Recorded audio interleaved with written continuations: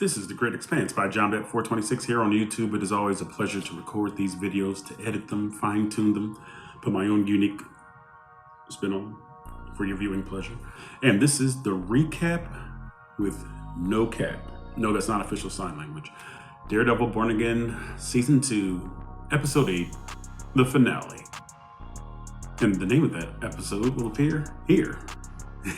I'm saying and laughing because I don't know off the top what the name of that episode is. And I've been a little messy. I wish I had recorded this review when it ended, but a lot of things have happened. You know, there was the mall finale. No spoilers here, okay. There were other things that arose. I saw several movies and I kind of put Daredevil on the back burner. I actually have been doing commentary with another YouTube channel regarding Born Again. So in my mind, I think that was sort of my answer. You know what I mean? Like, I already feel like I gave a review, but I did not give it to you, bars. So we're gonna do it right now. And guess what? I'm gonna jump all over the place. I'm not gonna be on a linear timeline. I'm just gonna be jumping all over the place regarding this finale, because I do believe that this was the best episode of the season, the finale. And maybe that should be the rule of thumb for all television shows, you know, that the last installment be the best, because it's the lasting memory you have to have about the show until the show is either renewed or canceled. But we know that they're already filming Daredevil Born Again Season 3. God help me. What was that? I said, God help me. That's from Flight, in case you didn't know. So I really like the way the tone set out for this finale. It's a courtroom drama. I thought this really worked for the last episode of the season. We see that Matt's late for some reason. I mean, we know he got shot at the end of the penultimate episode in the underground parking garage, like late at night, right after court. So I guess he limped to the church. I don't think it's called St. Jude's Church, but I think they pray to the patron St. Jude. And then Jessica Jones walks in, fade to black. So she knew he was there or whatever. So we find Jessica Jones stitching up Daredevil instead of Rosario Dawson, instead of White Tiger's aunt, female White Tiger's aunt. We have a superhero playing a field medic. But I'm not going to harp on it, okay? So this happened in the morning during court, so he's late for court because he decided to get stitched up when the trial for his former love, or present love, Karen Page, who could be actually found guilty and probably sentenced to execution, knowing how corrupt the Safer Streets Initiative is. So I'm like, why didn't you get this done last night? Whatever. So you see that Matt's late to work, late to court, and kind of interrupts. And I like the way that he immediately shows his legal expertise, because Dr. Glenn's on a stand talking about Karen Page is a sociopath, she's a vigilante, and Matt immediately comes in and just cuts her legs out from under Dr. Glenn's testimony.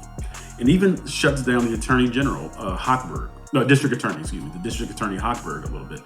Because this is the Matt Murdock I wanted the entire season.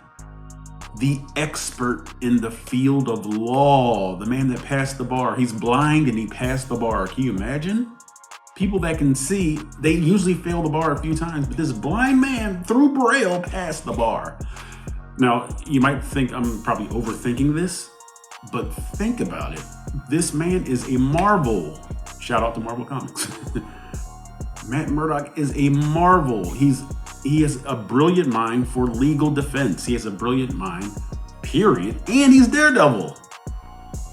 So either way, whether he's Daredevil or Matt Murdock, we should have been seeing the entire season the greatness of both Matt Murdock and Daredevil. Now, we know Matt Murdock was kind of hiding out because the Kingpin knows, Mayor Fisk knows that he's Daredevil. So he said, he put out almost two searches. Find Daredevil, who's wanted, okay, for sinking the Northern Star, even though we know the Greeks did it, the pilot and the co-pilot. And we know that he put out a missing persons bonus for Matt Murdock, because Matt Murdock is a hero who went missing after the AVTF and Daredevil invaded his apartment. Remember? Okay, when Cherry was there and he had a heart attack and almost died or whatever. Well, now we see Matt Murdock being the lawyer. You know what I mean? So he's shutting down Dr. Glenn. Even we see McDuffie saying, is it true that you struck my client last night? She's like, absolutely not. And she said, no further questions. I was like, way to go, McDuffie. I got some respect for McDuffie. Plus for McDuffie. Matt Murdock showing his legal expertise. Plus for Matt Murdock. Okay? And then he calls in Wilson Fisk, the mayor. I felt like they were pandering a little bit when he entered. He's like, they show like a behind view to make him look like Andre the Giant. You know what I mean? His white suit just casually sauntering up. They had like this Latin Gregorian chant playing. I'm like, would I just turn on Halo or something? Oh.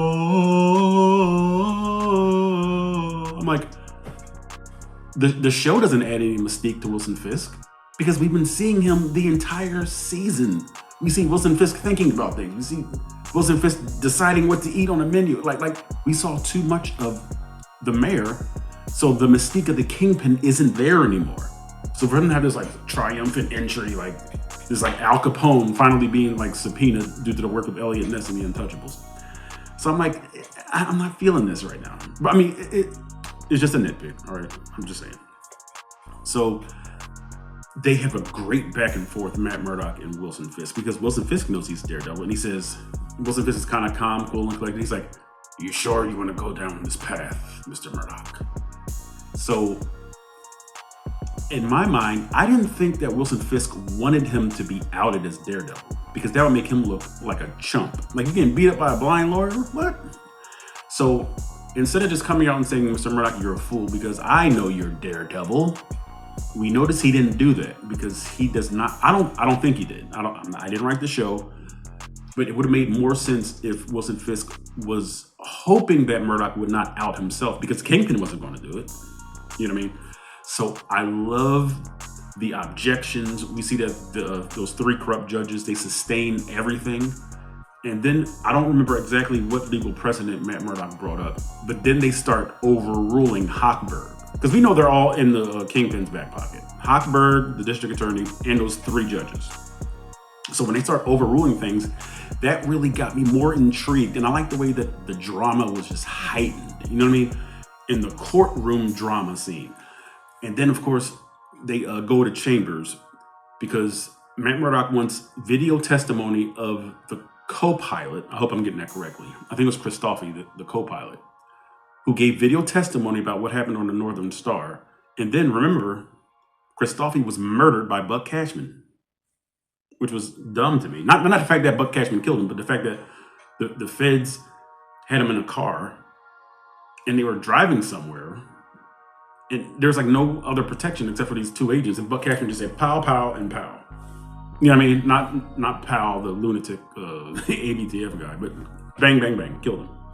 And that's the guy that him and the deputy mayor, Daniel Gandolfini, buried upstate, remember? So I appreciated this so much, this dynamic, the legal courtroom drama dynamic. This is what should have been hinted at for the entire season, in my opinion, okay? See, I love that kind of stuff. That's why I love their parallel to A Few Good Men, where he says, answer the question. And Hochberg was like, don't answer that. And the Kingpin says, I'll answer the question. That's straight out of A Few Good Men. Tom Cruise, who was the prosecutor, Jack Nicholson, who played Lieutenant Colonel Nathan Jessup, who was on the stand. And we see that his defense was Kevin Bacon in A Few Good Men. So you see these three characters almost paralleling that scene, the climactic scene of A Few Good Men, immediately, where Kevin Bacon is telling Nicholson, you don't have to answer that. And even the judge was telling Nicholson, you don't have to answer that. But Jessup was like, I'll answer the question. You want answers?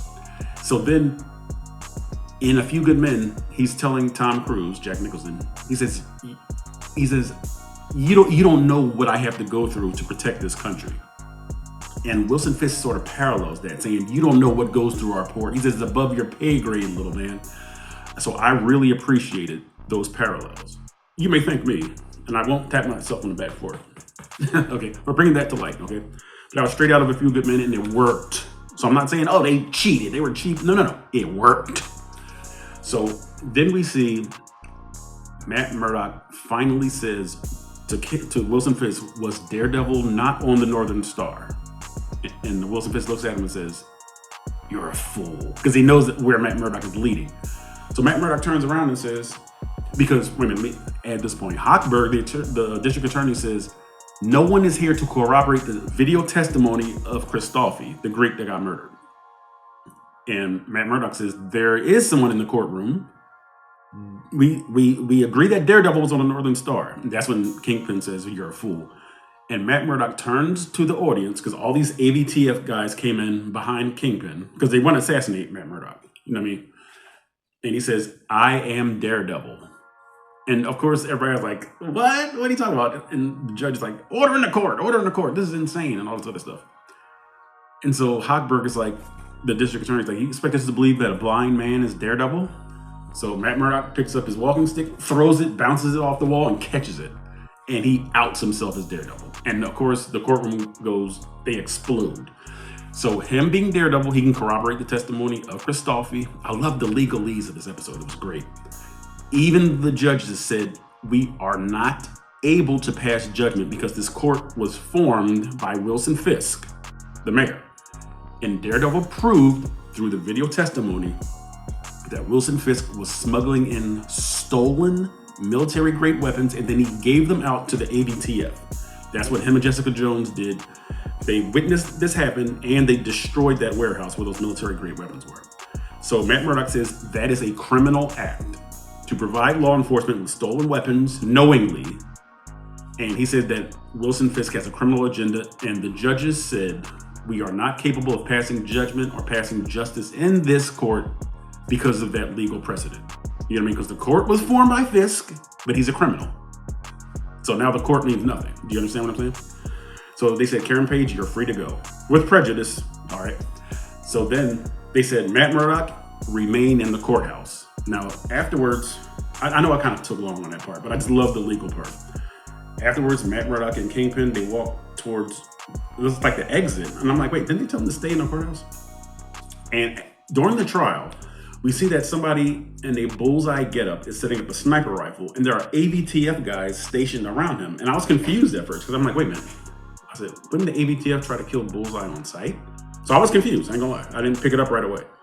So then we see on a video surveillance that other AVTF guys in that same building across from the courthouse are being killed by projectiles. I'm like, oh, that must be the real Bullseye doing this. So they had a stand-in who was pretending to be Bullseye. So Bullseye kills the fake Bullseye, kills the AVTF guys, and now he's behind the sniper scope. So when Kingpin, and I keep calling him Kingpin because I'm used to calling him Kingpin my entire life. So when Wilson Fisk and Daredevil, Matt Murdock, walk into the lobby, Powell says into his little communicator, he said Murdock's about to leave the building, prepare the shot. And of course, Matt Murdock hears it because of his enhanced senses. And then he hears Bullseye, the real Bullseye, saying, wrong Bullseye.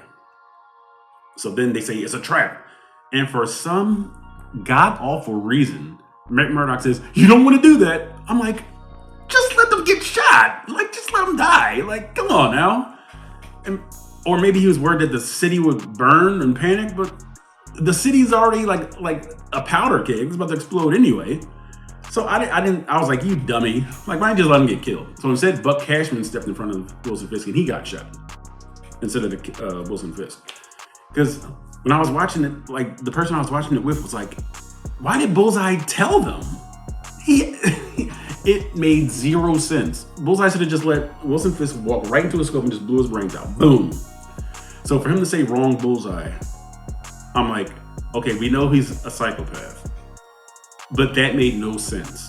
If you're there to kill somebody, you want an easy kill, whether you're crazy or not. It's like, all right, do you think I'm the fake Bullseye? All right. He should have said Roger. Boom. And killed the Wilson Fisk right then and there. All right. So Buck Cashman gets shot. Then, of course, panic ensues in the lobby, and they're all remanded back to the courtroom. No. Matt Murdock is sent to like a couple of floors up, I think, while Kingpin goes back to the courtroom. And of course, that's where the governor says, we're revoking your charter for the Freeport. In other words, which was enabling him to smuggle goods into New York City through the Freeport because of the charter. So she says, I'm revoking the charter. The governor says this. And she said that you're also under arrest. You know what I mean? Like the attorney general is drawing up arrest papers because you tried to have me killed. That's basically what she said. She said that your would-be assassin, he was thwarted and he sang like a canary. Okay, so she says, Wilson Fisk, just resign. Now, Fisk then goes into the courtroom. It's sort of like a siege. You know what I mean? Like the ABTF are surrounding the building because of Bullseye trying to kill Wilson Fisk. The media's outside. All these people in Daredevil masks who are rebels or whatever it's called, they're like surrounding the courthouse. So then the tension is really building. Like, I like the way this is done. This episode does a great job of building tension without it being manufactured. So the Kingpin goes on TV and he basically declares war. Like it was a crazy. And of course, Matt Murdock is like holed up where he is with, I think, McDuffie, Karen Page, and Jessica Jones, who was with him. You know, I think the governor was there too. This is where the episode goes downhill for me. After the legal drama, which is done expertly, the fact that the Kingpin just walks out of the building because the ABTF are overrun by the people in the Daredevil mask. And then he goes on this like Red Hulk killing spree. The Kingpin, Wilson Fisk, just like punching people, killing them, picking them up, breaking their backs. I'm like, as the viewer, I'm like, I didn't need this. I didn't need this action sequence shoehorned into the finale. I didn't like that. I'm sorry, because before I watched the finale, everybody else was like, hey, Kingpin turns up in the finale. So when I'm watching it, I'm like, this is dumb. You could have ended it with him being like ousted as the mayor. That would have sufficed. Like, I thought that the season proved that a physical confrontation was not going to bring down Wilson Fisk's mayorship. Like, and then he goes on a killing. I thought that was dumb. He has a hallway scene. Jessica Jones and Daredevil have a hallway scene beating up, ABTF. The niece of White Tiger begins to show her White Tiger abilities because she has the amulet all of a sudden. So instead of us seeing White Tiger training, because we see her just popping up in places. So instead of us seeing the progression, instead of seeing a story unfold of her like jumping and doing parkour and we just see her immediately doing it without a build-up. So I'm like, this little girl's beating up these guys. Like, could we at least see the former Hector Ayala, her uncle, as the White Tiger, instilling in her how this stuff works? Like, am I really asking too much for that? Instead of just going boing, boing, boing, boing, boing. I'm like, what are we doing? What are you, Bouncing Boy from the Legion of Superheroes? So she's doing her thing, beating up grown men. Karen Page is beating up one of the ABTF guys. And Kingpin is just literally walking down the hall, giving one-hitter quitters. Dead, back broken. And I hated that. Because, of course, Matt Murdock and Wilson Fisk sort of converge on this balcony that's overlooking the lobby of the courthouse. And it reminded me of Scarface. So I'm like, say hello to my little friend. I just pictured the Kingpin addressing everybody in the lobby from that balcony, which reminded me of Tony Montana from Scarface. So instead of there being a final fight between Daredevil and Wilson Fisk, they reason with one another. And Matt Murdock just says, because Matt Murdock takes his mask off, as all MCU characters do now. Who cares about a mask? Even though everybody knew he was Matt Murdock, it's like, keep your freaking mask on. Whatever. But whatever. So Matt Murdock reasons with the Kingpin, and the Kingpin takes his deal of fleeing. That's it. He just wanted Wilson Fisk out of New York with almost impunity, okay, to being charged or arrested. Kingpin takes the deal. They talk. I'm like, why didn't, it's like, so now you just nullified the fighting because it ended in reason anyway. So my thing was, when they were in the courthouse and they see all these people converging on the building, pushing past the ABTF, that's when the Kingpin and Matt Murdock should have talked the crowd down, and it would have been great instead of just having an action sequence shoehorned into the finale. Okay, does it bring the grade down to the finale? No, but it has me going, you know what I mean? Because I didn't like the whole sequence. But everybody else was like, oh, this is lit, only because of that scene. I'm like, no, it's lit because of the legal drama. Then at the end, we see Jessica Jones with her daughter. And then Michael Coulter walks into frame as Luke Cage, who we haven't seen in about, 8 years since the Netflix series and The Defenders. I'm like, you shoehorned in Luke Cage.